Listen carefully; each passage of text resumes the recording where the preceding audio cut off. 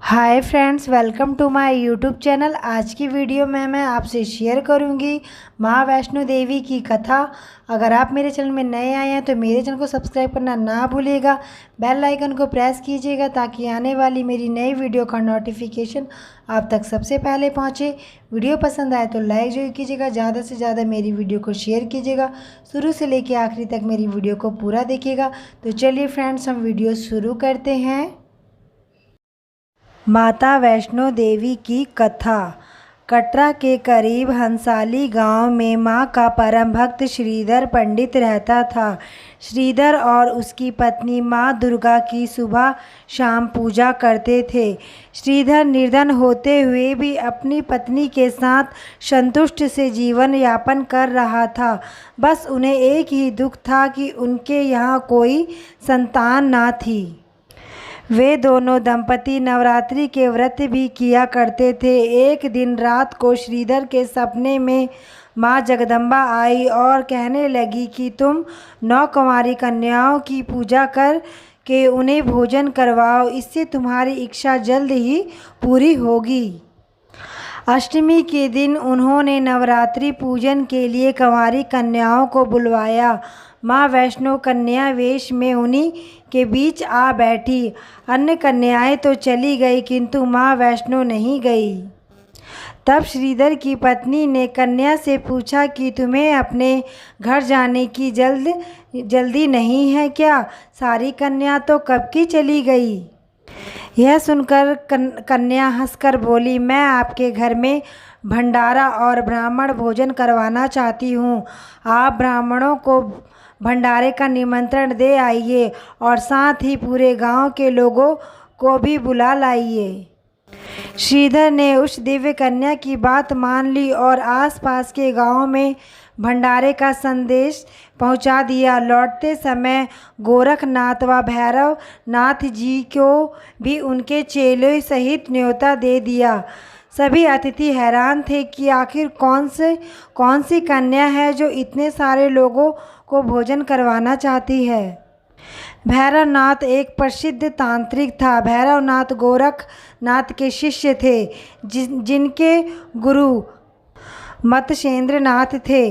वह सभी तांत्रिक सिद्धियों पर नियंत्रण रखने के लिए माना जाता थे और भैरवनाथ को अपनी शक्ति का अभिमान था।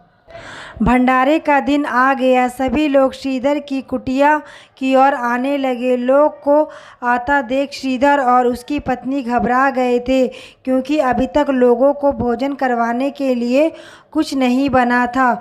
दोनों दंपति माता की मूर्ति के सामने जा खड़े हुए और माँ की आराधना करने लगे। माँ की आराधना करते करते दोनों दंपति वहाँ पर सो गए। इतने में उनको एक दिव्य आवाज़ आई, तुम घबराते क्यों हो? देखो, भंडारे करने के लिए सारा भोजन बन गया है। चलो जल्दी से लोगों को भोजन परोसो। जैसे ही श्रीधर और उसकी पत्नी ने पीछे मुड़कर देखा, वो दिव्य कन्या खड़ी थी। श्रीधर की कुटिया में बहुत से लोग बैठ गए। दिव्य कन्या ने एक विचित्र पात्र से भोजन परोसना आरंभ किया। जब कन्या भैरवनाथ के पास पहुंची तो वह बोले, मुझे तो मांस व मदिरा चाहिए। ब्राह्मण के भंडारे में यह सब नहीं मिलता, कन्या ने दृढ़ स्वर से उत्तर दिया। भैरवनाथ ने जिद पकड़ ली, किंतु माता उसकी चाल भांप गई थी। वह पवन का रूप धारण कर त्रिकुट पर्वत की ओर उड़ चली। भैरव ने उनका पीछा किया। माता के साथ उनका वीर लंगूर भी था। एक गुफा में माँ शक्ति ने 9 माह तक तप किया। भैरव भी उनकी खोज में वहां आ पहुंचा। एक साधु ने उससे कहा, जिसे तू साधारण नारी समझता है वह तो महाशक्ति है। भैरव ने साधु की बात अनसुनी कर दी। माता गुफा की दूसरी ओर से मार्ग बनाकर बाहर निकल गई। वह गुफा आज भी गर्भजून के नाम से जानी जाती है। देवी ने भैरव को लौटने की चेतावनी दी, किंतु वह नहीं माना। माँ गुफा के भीतर चली गई। भैरव का युद्ध के लिए ललकार और दान दोनों ने युद्ध किया।